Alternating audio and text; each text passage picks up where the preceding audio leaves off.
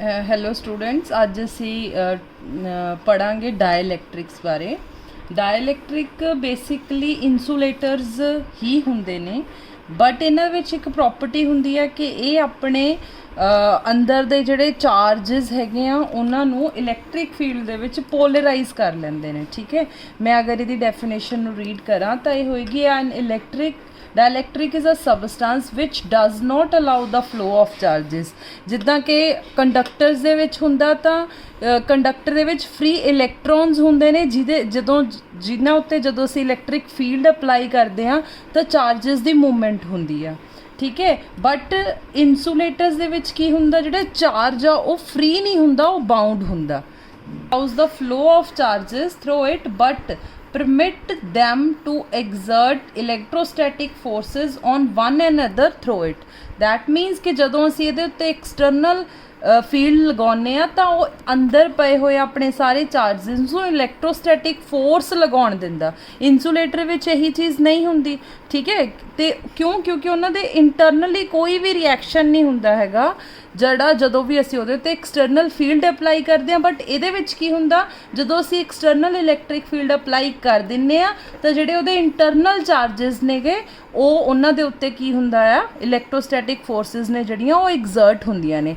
ਮੈਂ ਇਹਨੂੰ ਡਿਟੇਲ ਵਿੱਚ ਅੱਗੇ ਦੱਸੂਗੀ, ਪਹਿਲਾਂ ਆਪਾਂ ਡਾਇਲੈਕਟ੍ਰਿਕ ਦੀਆਂ ਟਾਈਪਸ ਪੜ੍ਹ ਲੈਂਦੇ ਹਾਂ। ਠੀਕ ਹੈ, ਟਾਈਪਸ ਇਹਦੀਆਂ ਟੂ ਟਾਈਪਸ ਹੁੰਦੀਆਂ ਨੇਗੀਆਂ। ਟਾਈਪਸ ਦੇ ਵਿੱਚ ਪਹਿਲੀ ਟਾਈਪ ਹੈਗੀ ਆ ਪੋਲਰ, ਦੂਸਰੀ ਟਾਈਪ ਹੈਗੀ ਆ ਨੌਨ ਪੋਲਰ। ਪੋਲਰ ਡਾਇਲੈਕਟ੍ਰਿਕਸ ਹੁੰਦੇ ਨੇ ਜਿਹੜੇ, ਉਹ ਹੁੰਦੇ ਨੇ ਕਿ ਜਿਨ੍ਹਾਂ ਵਿੱਚ ਜਿਹੜਾ ਸੈਂਟਰ ਆਫ ਮਾਸ ਹੈ ਉਹ ਕੋਇਨਸਾਈਡ ਨਹੀਂ ਹੁੰਦਾ। ਨੌਨ ਪੋਲਰ ਦੇ ਵਿੱਚ ਕੀ ਹੁੰਦਾ, ਸੈਂਟਰ ਆਫ ਮਾਸ ਕੋਇਨਸਾਈਡ ਹੁੰਦਾ। ਤੁਹਾਡੇ ਲਈ ਥੋੜ੍ਹਾ ਜਿਹਾ ਡਿਫਿਕਲਟ ਹੋਏਗਾ, ਤੁਹਾਨੂੰ ਲੱਗੇਗਾ ਕਿ ਸੈਂਟਰ ਆਫ ਮਾਸ ਕੋਇਨਸਾਈਡ ਦਾ ਮਤਲਬ, ਸੈਂਟਰ ਆਫ ਮਾਸ ਕੋਇਨਸਾਈਡ ਦਾ ਮਤਲਬ ਸਪੋਜ਼ ਇਹ ਪੋਜ਼ੀਟਿਵ ਨੈਗੇਟਿਵ ਹੈ, ਇਹਨਾਂ ਦਾ ਸੈਂਟਰ ਇੱਕੋ ਹੀ ਪੁਆਇੰਟ 'ਤੇ ਲਾਈ ਕਰੇਗਾ। ਇਹਨੂੰ ਅਸੀਂ ਈਜ਼ੀ ਐਗਜ਼ਾਮਪਲ ਨਾਲ ਸਮਝ ਸਕਦੇ ਹਾਂ ਕਿ ਜੈਸੇ ਹਾਈਡਰੋਜਨ ਹੈ ਇੱਕ ਪੋਜ਼ੀਟਿਵ, ਦੂਸਰਾ ਹਾਈਡਰੋਜਨ ਹੈ H2 ਇੱਕ ਪੋਜ਼ੀਟਿਵ। ਨੌਨ ਪੋਲਰ ਦੀ ਜਿਹੜੀ ਮੇਰੀ ਐਗਜ਼ਾਮਪਲ ਆ ਉਹਨੂੰ ਮੈਂ ਕਰ ਰਹੀ ਹਾਂ। ਇਹਦਾ ਸੈਂਟਰ ਆਫ ਮਾਸ ਇਹਦੇ ਸੈਂਟਰ 'ਤੇ, ਇਹਦਾ ਸੈਂਟਰ ਆਫ ਮਾਸ ਇਹਦੇ ਸੈਂਟਰ 'ਤੇ, ਦੋਨਾਂ ਦਾ ਸੈਂਟਰ ਆਫ ਮਾਸ ਆਲਮੋਸਟ ਵਿੱਚ ਕਿਤੇ ਲਾਈ ਕਰੇਗਾ। ठीक है, उवें ही अगर मैं N2 ਦਾ ਲੈ ਲਵਾਂ, ਇੱਕ N ਦੂਸਰਾ N, ਇਹਦਾ ਸੈਂਟਰ ਆਫ ਮਾਸ ਇਹਦਾ ਸੈਂਟਰ ਆਫ ਮਾਸ ਵਿੱਚ, ਇਹਦਾ ਸੈਂਟਰ ਆਫ ਮਾਸ ਵਿੱਚ, ਸੈਂਟਰ ਆਫ ਮਾਸ ਇਹਦਾ ਕਿਤੇ ਵਿੱਚ ਲਾਈ ਕਰੇਗਾ।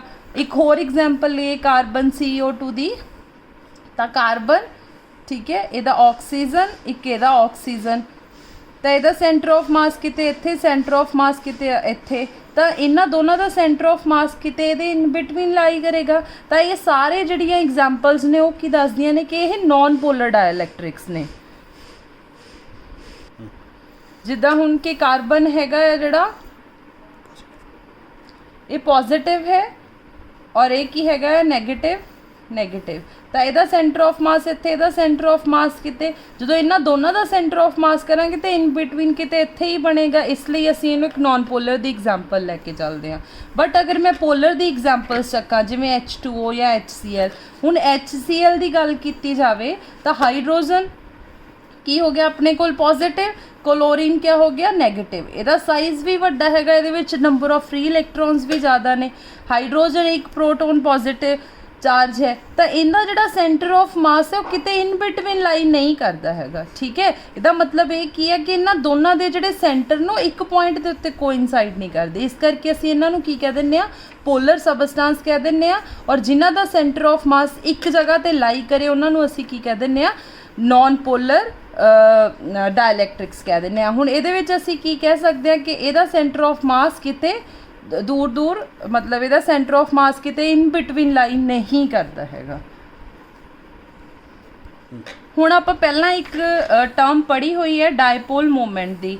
ਡਾਇਪੋਲ ਮੂਵਮੈਂਟ ਕੀ ਹੁੰਦਾ ਸੀਗਾ, ਡਾਇਪੋਲ ਮੂਵਮੈਂਟ ਹੁੰਦਾ ਸੀ ਜਦੋਂ ਇੱਕ ਡਾਇਪੋਲ ਕਿਸੇ ਇੱਕ ਡਿਸਟੈਂਸ ਅਪਾਰਟ ਦੇ ਉੱਤੇ ਪਿਆ।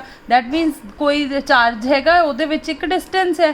ਹੁਣ ਜਦੋਂ ਇਹਨਾਂ ਦੋਨਾਂ ਮਤਲਬ ਆਪਣੇ ਕੋਲ ਨੌਨ ਪੋਲਰ ਹੈਗੇ, ਨੌਨ ਪੋਲਰ ਦਾ ਸੈਂਟਰ ਇੱਕ सेंटर एक जगह के उत्ते ही कोइनसाइड कर रहे हैं, दैट मीनस ਇਹਦਾ कोई डायपोल मोमेंट ही नहीं हैगा, that means P is equals to 0, P denotes to dipole moment ना, ਇਹਦਾ की हो जाएगा डायपोल मोमेंट नॉन पोलर सब डायलैक्ट्रिक्स का की हो जाएगा 0, बट ਜਿਹੜੇ पोलर ने ਉਹਨਾਂ ਦਾ ਕੀ ਹੈ, ਉਹਨਾਂ ਵਿੱਚ ਕੋਈ ਨਾ ਕੋਈ डिस्टेंस अपार्ट है, दैट मीनस ਉਹਨਾਂ ਦਾ ਜਿਹੜਾ P है वो नॉट इक्वल्स टू 0, इस करके ਅਸੀਂ कह सकते हैं ਜਿਹੜਾ डायपोल मोमेंट हैगा ਇਹਨਾਂ ਦਾ ਉਹ ਕੀ है non zero, but non polar का की होंदा जीरो होंदा।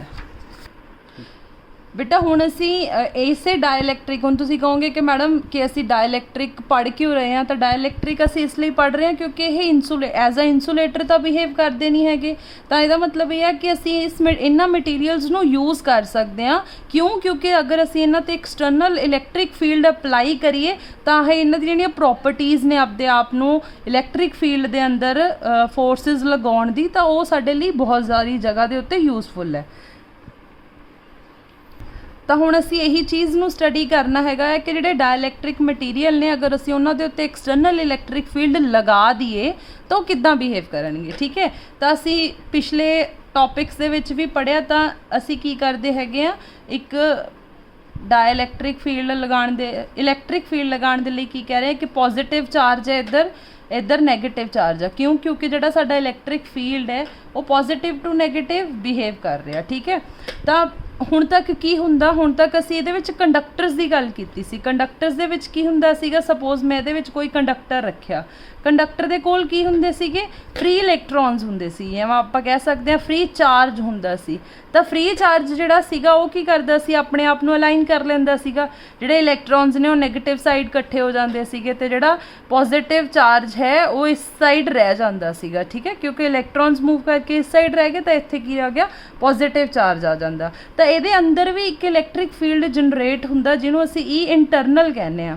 ठीक है, और ये सपोज करो ई एक्सटर्नल है, जदों तक ई इंटरनल है जोड़ा वो ई एक्सटर्नल दे इक्वल हो जाता तो की होएगा अपने कोल,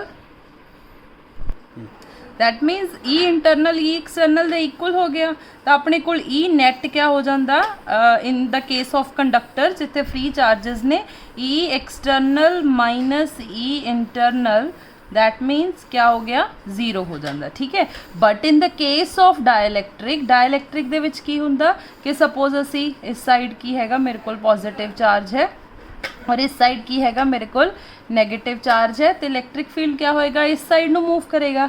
मैं ਇਹਦੇ ਵਿੱਚ ਕੀ ਕਰਦੀ ਹਾਂ, डायलैक्ट्रिक रख दिंदी ਹਾਂ। ਹੁਣ डायलैक्ट्रिक कंडक्टर्स ਦੇ ਨਾਲੋਂ ਕੀ डिफरेंस है ਇਹਦੇ ਵਿੱਚ फ्री चार्ज ਹੁੰਦਾ, ਇਹਦੇ ਵਿੱਚ फ्री चार्ज नहीं हैगा, बाउंड चार्ज ਹੁੰਦਾ। बाउंड चार्ज का मतलब है कि पॉजिटिव नैगेटिव इस करके उदों उस केस की गल कर रहे हैं जदों इलैक्ट्रिक फील्ड अप्लाई नहीं किया होया। ठीक है, बाउंड चार्ज का मतलब ये पॉजिटिव नैगेटिव एक दूसरे नाल बाउंड होके पे हुए हैं। ठीक है, ये की हो गया, डायलैक्ट्रिक हो गया। बाउंडेड, इस बाउंडेड चार्ज के उत्ते मैं हुण इलैक्ट्रिक फील्ड लगा रही हूँ।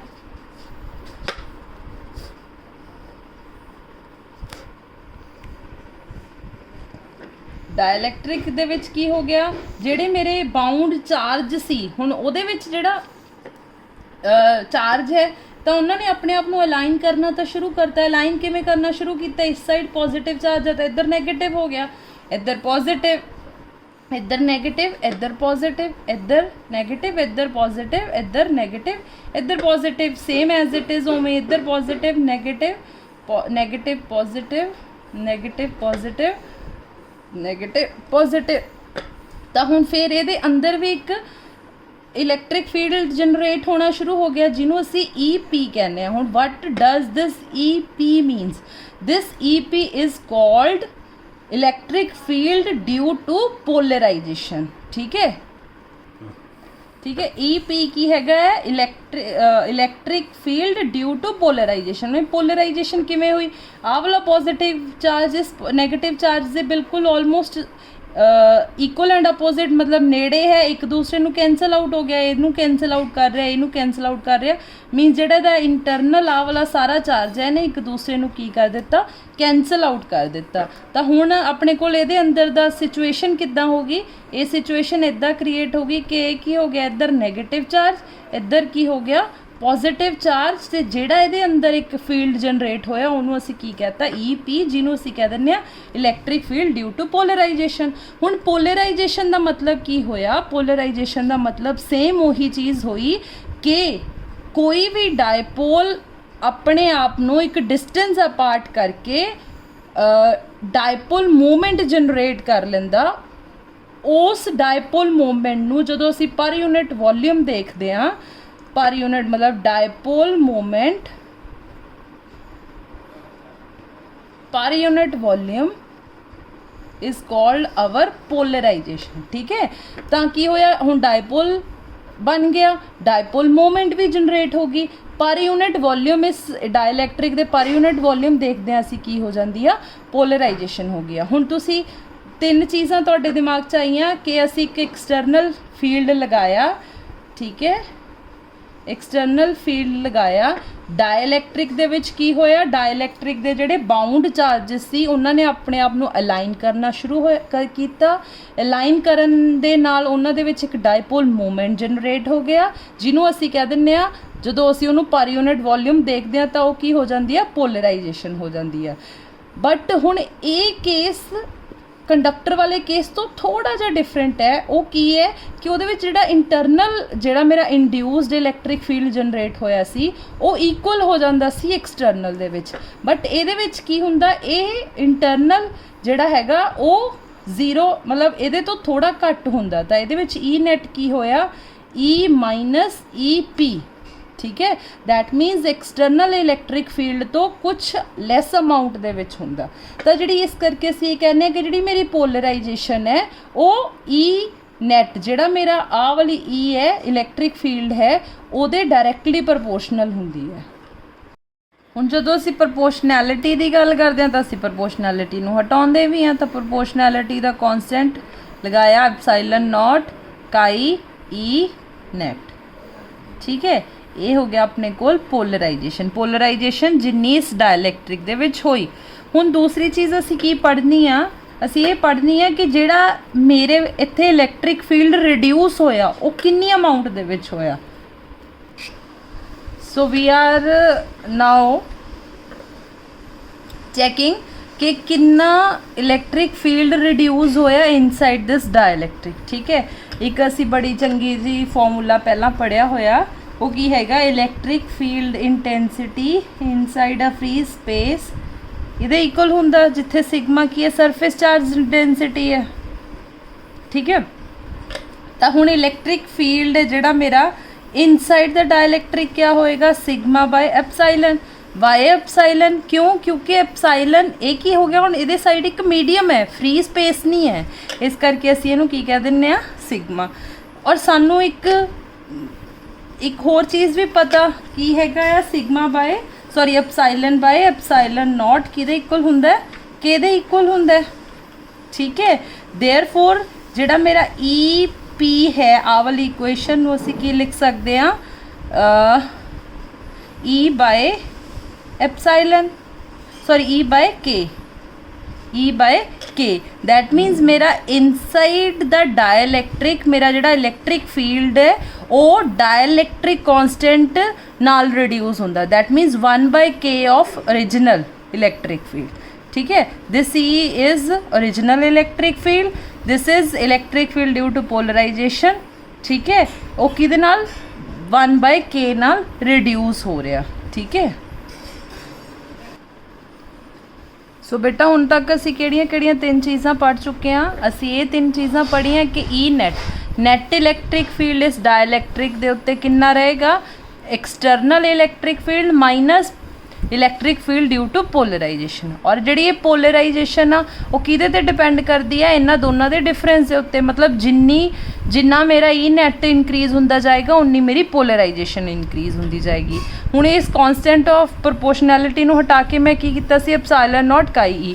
हुण तुहानूं लगदा कि इत्थे एप्साइलन नॉट ही आना चाहिए, नहीं आना चाहिए। क्यों? क्योंकि एप्साइलन नॉट की हुंदा, this is for free space, but साडे कोल इत्थे मीडियम आ तो इत्थे की आएगा एप्साइलन काई ई नैट। ठीक है, तो हुण मैं इस काई, दिस इज़ कॉन्सटेंट, दिस के ये दिस इज़ कॉन्सटेंट, इन्हां दोनों का की रिलेशन आ वो फाइंड आउट करूँगी। वो फाइंड आउट करन दे लई मैं इस इक्वेशन नूं लैनी आ। ये इक्वेशन की हैगी है E net is equals to E minus E P. ठीक है, हुण ई माइनस ई पी दे विच मैनू की पता होना चाहिए, दिस ई पी। ठीक है, this is electric field due to polarization. For this E P is equals to sigma by epsilon. ਆਪਾਂ ਪਹਿਲਾਂ ਕੰਡਕਟਰ ਦੇ ਲਈ ਪੜ੍ਹਿਆ ਸੀ ਨਾ, ਇਹ ਕੰਡਕਟਰ ਦੇ ਵਿੱਚ ਕੀ ਹੁੰਦਾ, surface charge density, this is surface charge density, ਆਹ ਵਾਲਾ ਅਸੀਂ ਪੜ੍ਹਿਆ। ਹੁਣ ਇਹ ਕੀ ਹੋਏਗਾ, ਸਿਗਮਾ ਬਾਏ ਐਪਸਾਈਲਨ ਹੋ ਜਾਏਗਾ। ਠੀਕ ਹੈ, ਤੇ ਹੁਣ ਇਸ ਸਿਗਮਾ ਬਾਏ ਐਪਸਾਈਲਨ ਦੇ ਵਿੱਚ ਨੂੰ ਅਸੀਂ ਕਿਹਦੇ ਵਿੱਚ कन्वर्ट करना, दिस पोलराइजेशन। और पोलराइजेशन किदे इक्वल है, dipole moment per unit volume. ठीक है, सिग्मा की है surface charge density, surface charge density किदे इक्वल हो जाएगी, charge per unit area into epsilon. हुणे सरफेस चार्ज डेंसिटी सानू किदे इक्वल होनी चाहिए, dipole moment per unit volume. तो असीं की करांगे, इहनूं लेंथ दे नाल मल्टीप्लाई कर देंगे और लेंथ दे नाल ही डिवाइड कर देंगे इंटू एप्साइलन। ये किदे इक्वल आ गया, ए किदे इक्वल आ गया, this is equals to dipole moment, dipole